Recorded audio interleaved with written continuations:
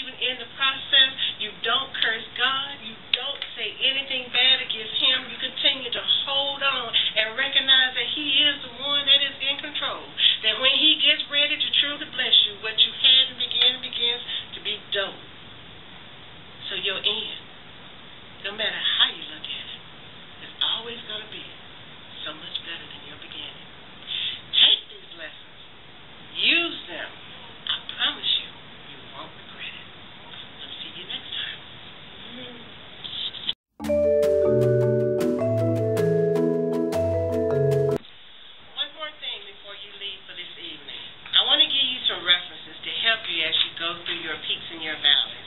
Because many times we do say negative things to ourselves, and it overrides anything that could be positive in our lives. But I want to give you a place where you can start, where you can look. You may say to yourself, it's impossible. God says all things are possible. You find that in Luke 18:27. I'm too tired.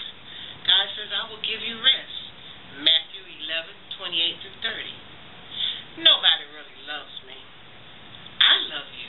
John 3:16 and John 3:34. I can't go on. God says, my grace is sufficient. 2 Corinthians 12:9 and Psalms 91:15. You say, I can't figure things out.